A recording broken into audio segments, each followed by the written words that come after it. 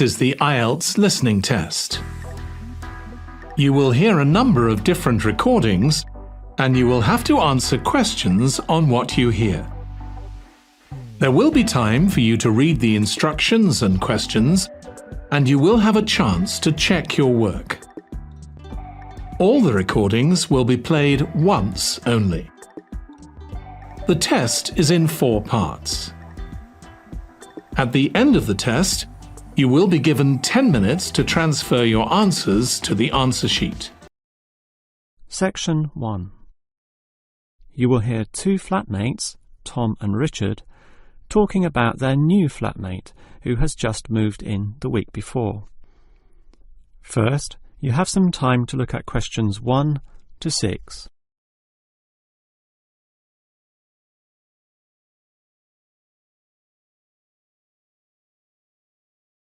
You will see that there is an example that has been done for you.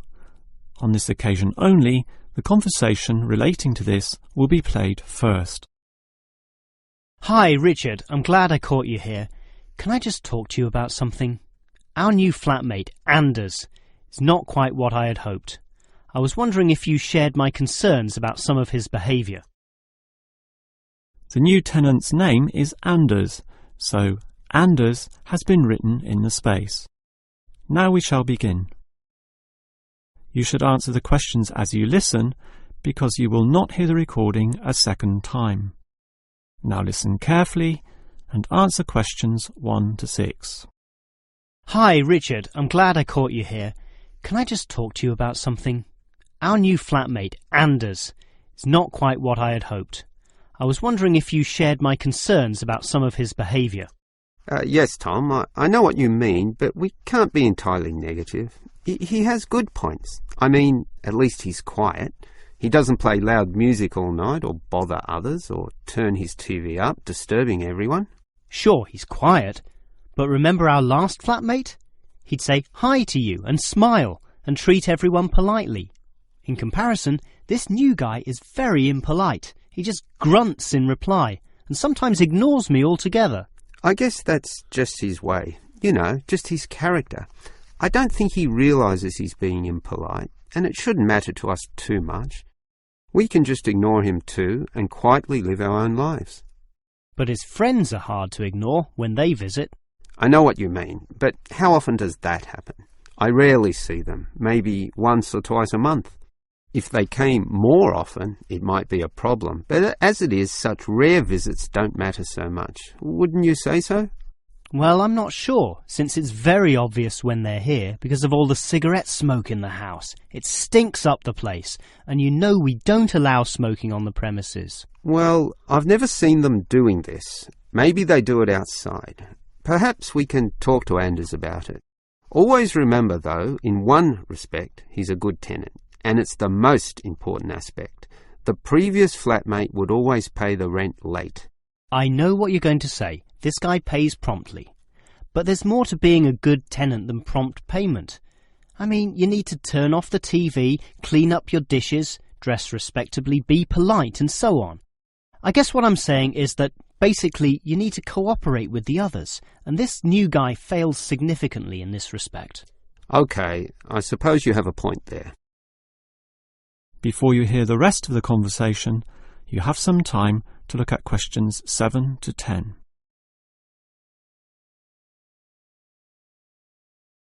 Now listen and answer questions 7 to 10. I tell you what, Tom, why don't we talk to our new flatmate, Anders, about these issues?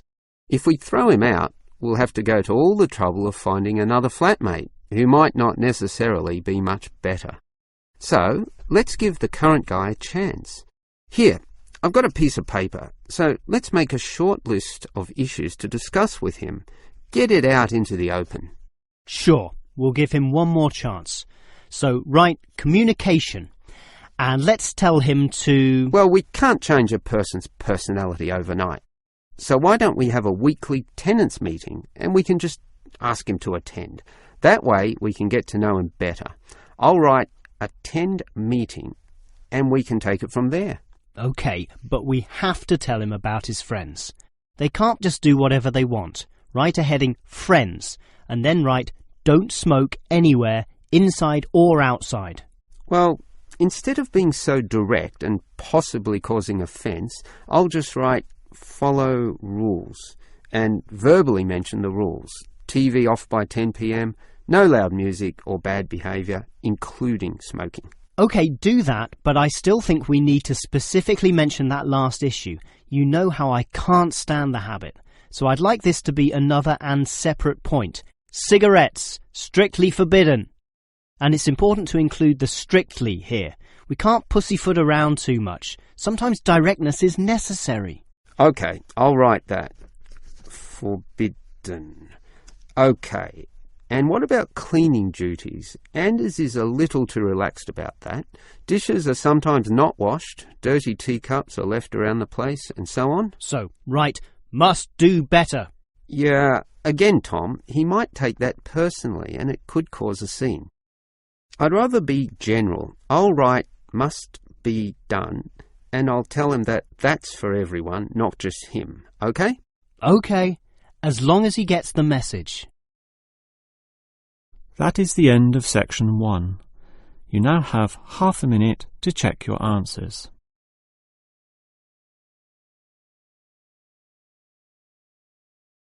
Now turn to section 2. Section 2. You will hear a tour guide giving a talk about a relaxation centre. First, you'll have some time to look at questions 11 to 14.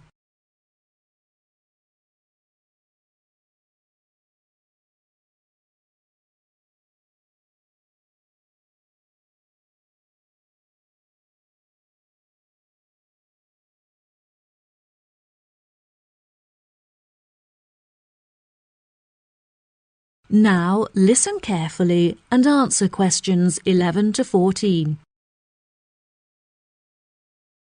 Hello everyone, my name is Sally. Welcome to our globally renowned spa and relaxation centre here at Island View Estates. Before you all wander off and begin exploring the facilities, I'd like to go over a few things. Now, this year is a very special milestone for our beloved centre, as it is our 25th anniversary. I understand that this means you have all paid an increased price for your tickets, but I can promise that all of the events we have scheduled for your enjoyment will make the costs well worth it. I know that all of you have travelled a long distance to make it here to the centre of the New Forest, but it is thanks to its remoteness that our centre is such a beautiful place to relax. I'm sure you are all keen to find out what activities we have arranged for you, so I will give you a quick overview. Tomorrow we have arranged for you all to participate in a yoga session for the duration of the morning, followed by a day of relaxation at the pool, where we have ample sun umbrellas to protect you from the sun. On Wednesday, we have organised a sightseeing hike through the forest, where you will be able to test your navigation skills and witness the wild ponies in their natural habitat. It's forecast to be sunny that day, but I recommend that you all bring rainproof clothes just in case. On your last day, we have a special surprise, a pony trek along the beach. We ask that you all wear full-length trousers and that all women have their hair tied up in a ponytail. Helmets are provided at the centre for those who would like to wear one. There are a couple of beautiful attractions here at the centre that you must all be sure to visit before you leave.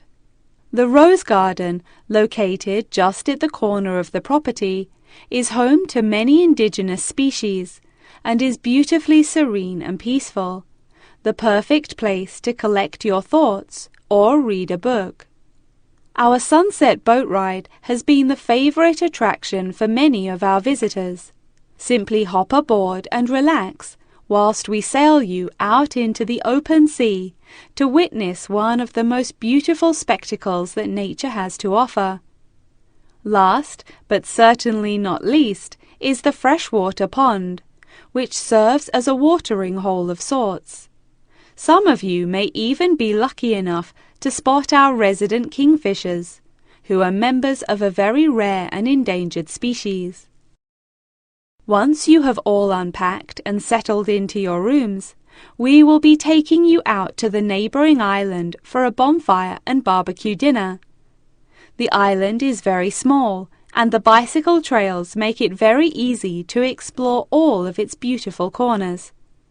As the island is entirely separate from the mainland, it has never been inhabited by wildlife, so you can all roam freely and safely.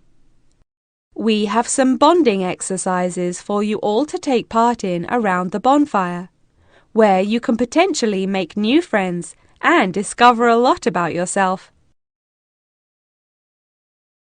Before you hear the rest of the talk, you'll have some time to look at questions 15 to 20.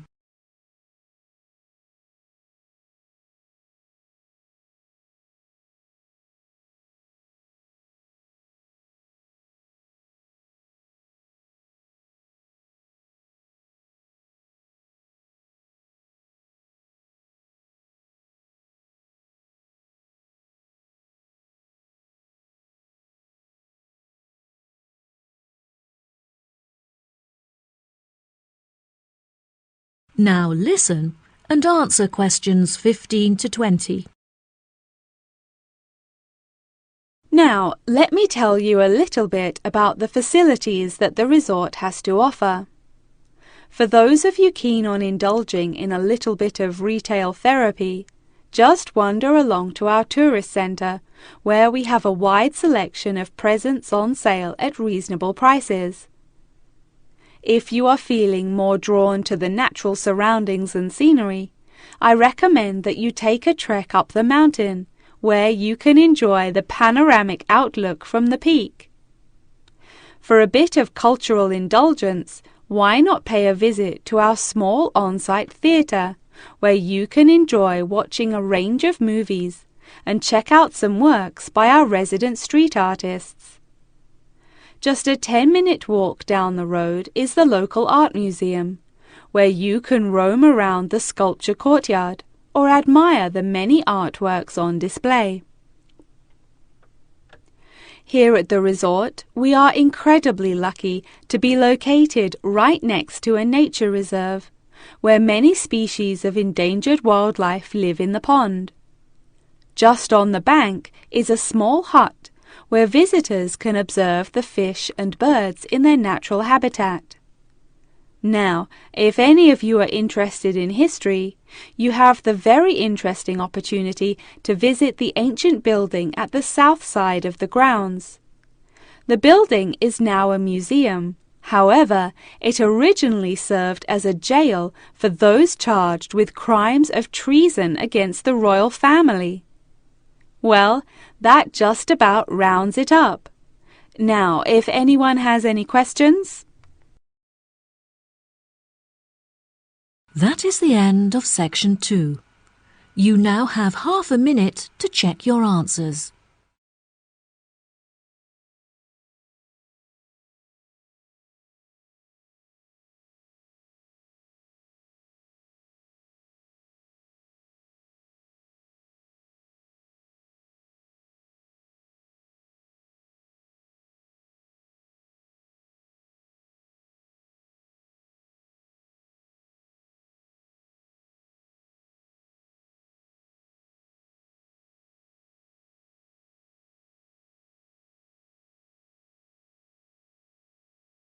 Section 3.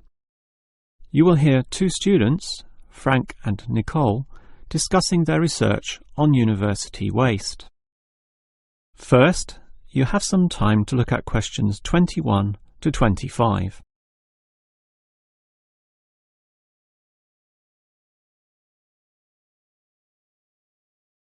Now listen carefully and answer questions 21 to 25. Hi, Nicole. As you know, we've got to decide on the best ways this university can reduce its waste. You inspected the eastern campus and I did the western buildings. Did you do all the interviews as well? Yes, I interviewed all the staff, who made some good observations, and I interviewed some of the students. The students said little that was interesting. They don't seem to care that much. It was the cleaners, surprisingly, who revealed the most relevant facts. That's not surprising to me. They empty all the bins, so they see the waste firsthand, whereas the staff just throw things away without thinking. What item was most commonly disposed of? Well, it really depended on where I interviewed. In the cafeteria precinct, obviously paper plates and cups were thrown away all over the place. There was almost no attempt at recycling. However, across the university in general, it was paper copying that filled up most bins, far more than plastic or other forms of waste. Do people care about this, then? Well, some do, if you can believe them. I must have interviewed about 30% of customers in the cafeteria, and the results were mixed. Out of all the people I interviewed, well over half, maybe about 55% of them, were quite honest about it, telling me that they had little concern. The other fraction, 45%, were more troubled. Yes, but do they do anything about it? Surprisingly, quite a significant percentage do something, even if they aren't particularly concerned. I mean, small things. About 10% bring their own cups to the cafeteria, for example, and at least 1/3 said they use recycling bins. So, in total, it's an equal split between those who do something or those who don't. So why do so many people remain inactive, particularly over an issue they should care about more? I think they do care, and many of them are prepared to do something. Obviously, there's an element of laziness, but I'd say that it's relatively small. If they knew what to do, and if stringent systems existed, or if the importance of this was made clearer to them, I'm sure you'd see a much larger percentage of people actively working towards helping our environment. Well, there's cause for optimism at least. Before you hear the rest of the conversation, you have some time to look at questions 26 to 30.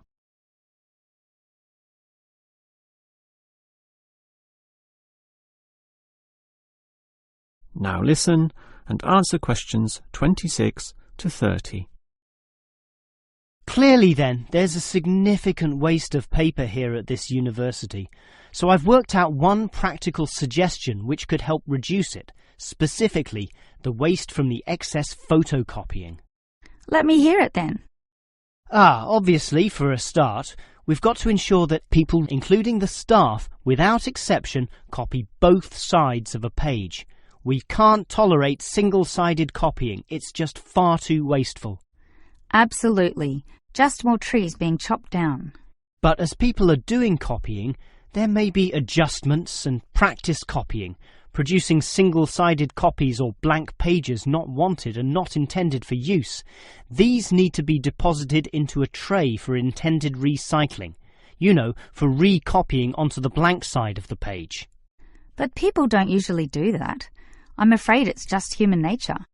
No matter how unimportant the copying is, they prefer to use fresh paper. Yeah, I agree with you, which is why you need to display these papers right in front of everyone with a clear sign, "Please reuse," to make it easy for them to do so.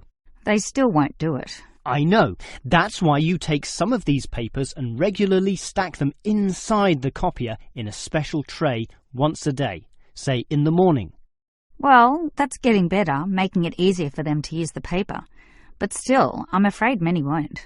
That's why you allow everyone to select this tray when copying. You distribute numbers or codes to every person, giving them special access to this recycling tray.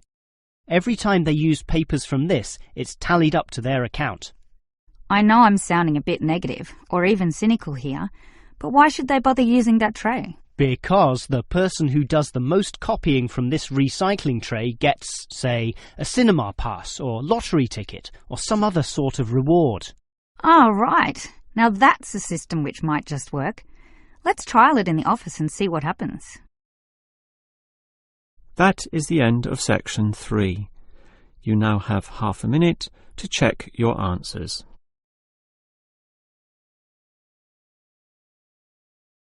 Now turn to section 4. Section 4. You will hear a talk on research into music. First, you have some time to look at questions 31 to 40.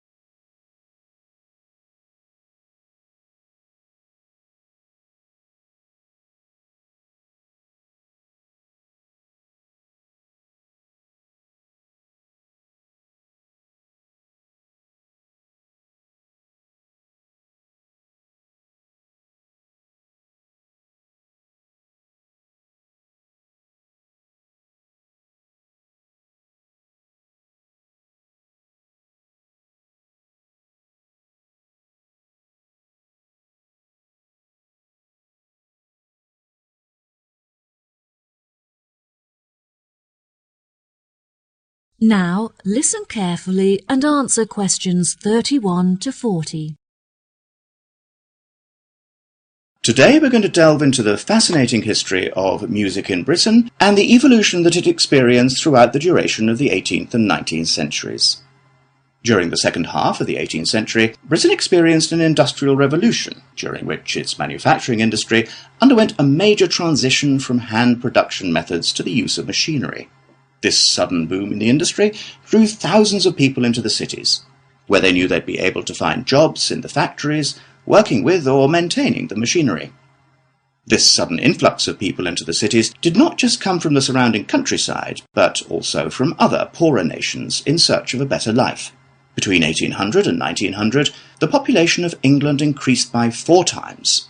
This mass immigration from different nations and areas of the country resulted in a variety of cultural influences meeting and mixing to form a new, more diverse culture.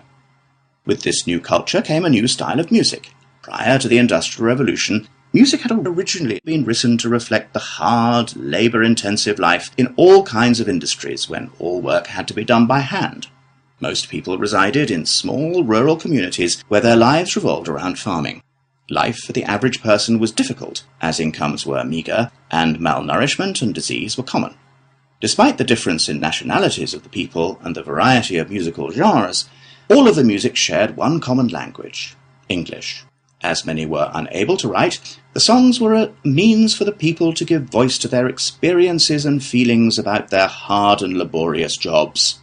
Most of the music written by the workers during this period has been lost, as a result of illiteracy and the wear of time. Now, you may be asking yourselves how these small musical works were formed. The roots of most of these groups can mostly be traced back to the younger members of the working classes, who were perhaps rebelling against the inferiority of their living and working conditions compared to those of the upper classes. Young performers would often lead these musical trends, usually possessing a great talent for singing or playing particular handmade instruments. As time progressed into the 19th century, these musical groups had gained much notoriety and would hold small performances in the street for all to watch. It was perhaps their blind optimism and rebellious spirit that led them to become so popular with their audiences, which were usually made up of the poorest of the poor. Despite efforts by the upper classes to put an end to these musical traditions, they continued to gain popularity and flourish. By the late 1870s, they had evolved past the barrier of the social echelons and gained access to the middle class. Performances were held in proper establishments, such as village halls, and some were even ticketed, with audiences paying a fee for the privilege of watching. Music produced by these groups were better recorded, and some is still preserved today in museums. The music of these groups may not exist in the present day, but its influences are still clear if you look closely enough. In classical culture, for example, many of the themes and theatrical performances are still based on the lives and experiences of the working classes both prior to and following the Industrial Revolution. The novel entitled Les Miserables by Victor Hugo, for example, is a novel about the French working classes and is still widely popular today. The original recordings of the music written during these periods are now hugely valuable due to the demand from avid collectors and enthusiastic fans. Many of these recordings are publicly owned and displayed in museum exhibits. However, a selection are still privately owned and occasionally appear for sale in auctions, often reaching prices in the hundreds of thousands. Well, that just about wraps the lecture up for today, so if anyone has any questions... That is the end of section 4. You now have half a minute to check your answers.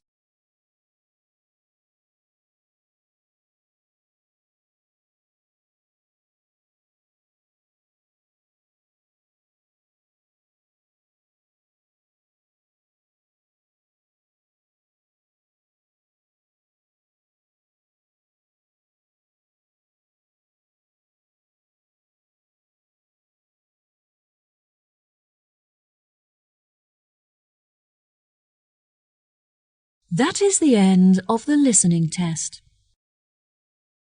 In the IELTS test, you will now have 10 minutes to transfer your answers to the answer sheet.